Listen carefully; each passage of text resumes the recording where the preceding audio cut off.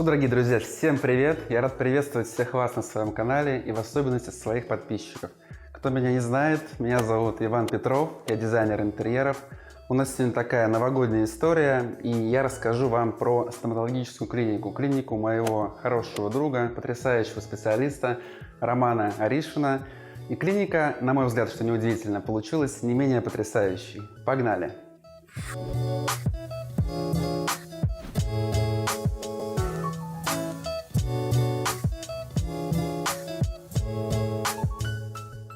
Для начала я расскажу вам об исходных данных и поставленных задачах. Open Space 120 квадратных метров. В комплексе Docklands 3 окна, 2 точки подключения и водоотведения. Куча норм, присущих для общественных медицинских учреждений, и огромное желание сделать нечто особенное. Стоматологическую клинику, в которую захочется вернуться еще раз.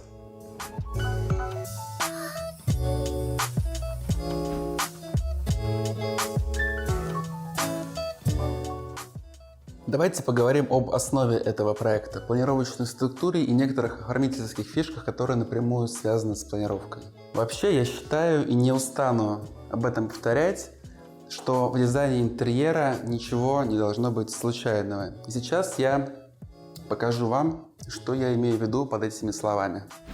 Начнем мы, пожалуй, с приглашающей зоны, с зоны ожидания. Одним из желаний заказчика было разместить зону ожидания непосредственной близости от окна.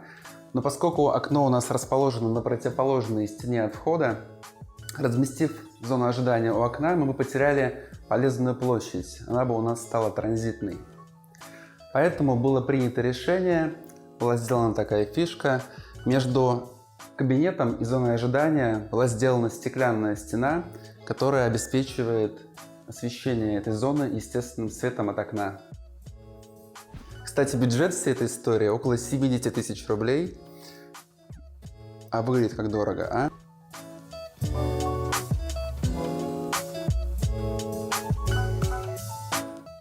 Вообще, этот проект был сделан давно, примерно пару лет назад.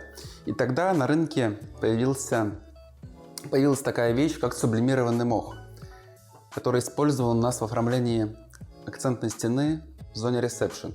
Но вы знаете, и сейчас я применил бы здесь этот мох, ведь он здесь так в тему.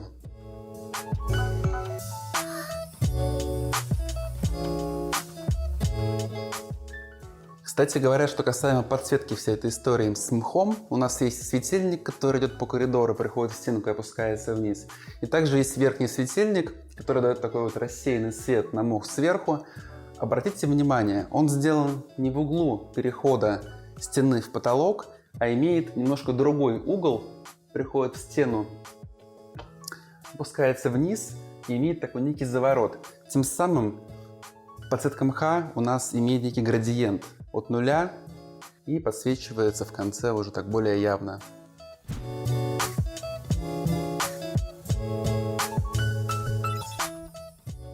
Еще раз обратите внимание на эту стеклянную акцентную стену, как она преломляется, тем самым образуя место для ресепшн. Одновременно с тем, свет от окна, расположенного в кабинете, имеет четкую направленность для освещения зоны ожидания. Край стойки ресепшн при этом четко повторяет линию коридора. Эта же тема подчеркивается диодным светильником, пущенным по потолку. Завершается вся эта история на зеркале, куда все это приходит и уходит дальше. Этот острый угол, кстати говоря, тоже не случайен. Остается эффект того, что здесь вырезали просто кусок. Ну и такая получается фишка. А представьте теперь в этом месте обычную глухую стенку. Все, нет приема. Нет приема, нет дизайна.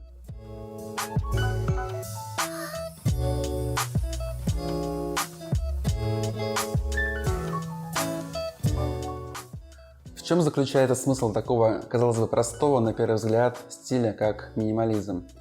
Это архитектура, архитектура в дизайне, грамотная планировочная организация, сочетание объемов.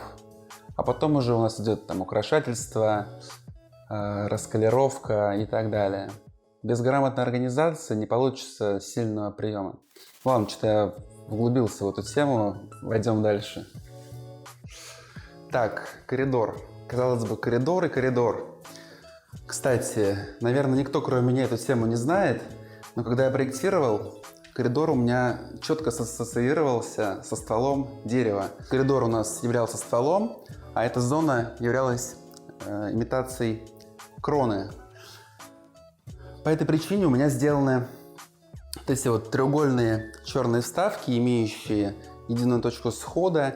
Они имитируют просвет между ветвями деревьев, выходящими из ствола. Кстати говоря, шкаф у нас тоже живет в этой всей истории, и он тоже имеет определенный угол к единой точке схода.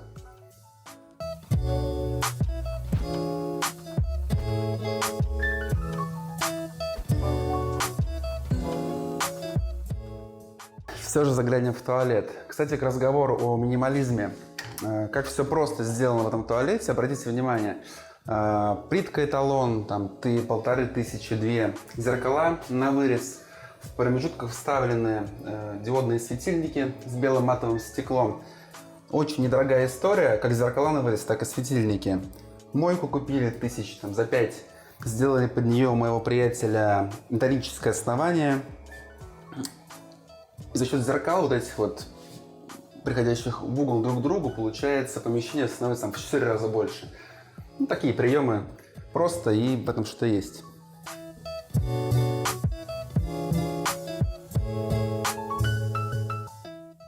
С кабинетами все довольно просто. Здесь есть куча ограничений, и все должно соответствовать нормам, мыться и так далее. Специальный свет, специальные покрытия, все в плитке. Но и здесь есть одна прикольная фишка, на которую я хотел бы сделать акцент. Как мы видим, у нас образован некий треугольник, который имитирует стрелку по пути направления в кабинете. Он выходит не случайно. В этом случае он выходит у нас из стены, границы примыкания стекла и стены. В том месте он выходит у нас из зеркала.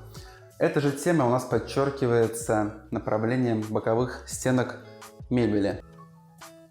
Хочу сделать определенный акцент, уделить этой графитовой стене. Сколько было разговоров, ребят, на эту тему в кабинете, темная стена. На самом деле ее практически не видно, она служит фоновой, и как на ней эффектно смотрятся эти белые глянцевые шкафы. Стилистика второго кабинета решена практически по тому же принципу. Здесь тоже есть свои точки схода, какая-то логика, но об этом я уже не буду повторяться и вас грузить. Идем дальше.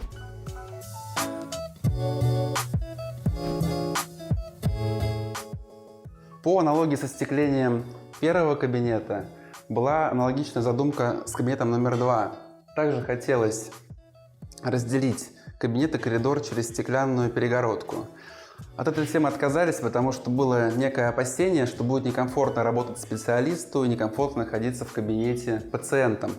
Однако, как показала практика, при грамотном нанесении принта на стеклах этот момент тут же снимается, и всем работать комфортно, светло и уютно.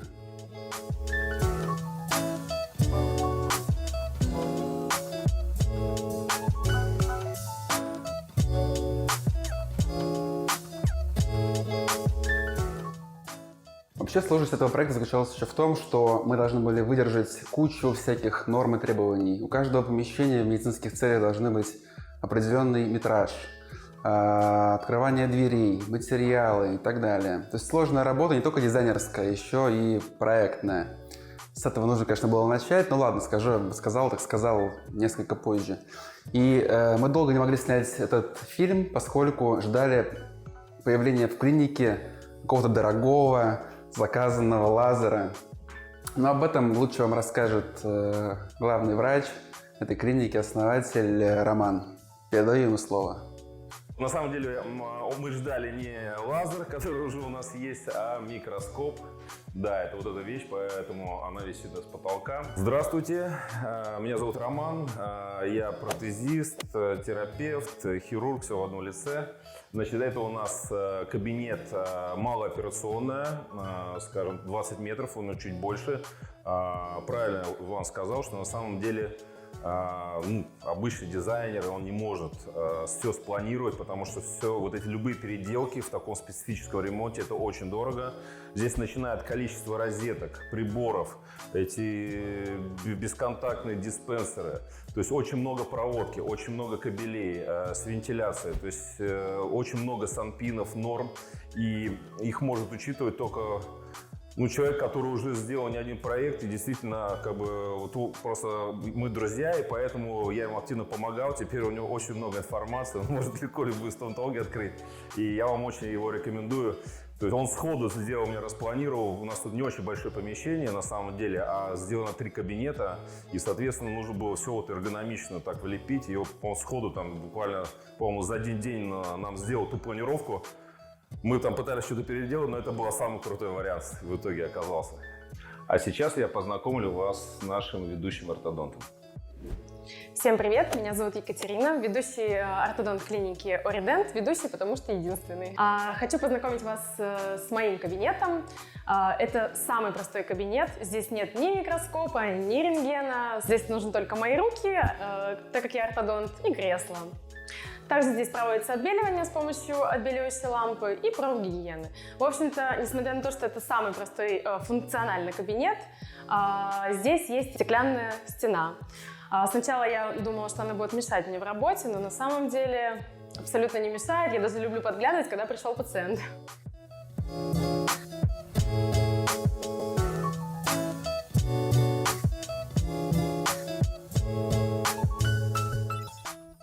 Также в этой клинике есть куча помещений, таких как ординаторская, лаборатория, комната для отходов, серверная комната. Но к дизайну они особого отношения не имеют, поэтому в этом выпуске я про них рассказывать не буду. Если понравилось видео, ставим лайки, подписываемся на канал. До новых встреч, с вами был Иван Петров. Пока!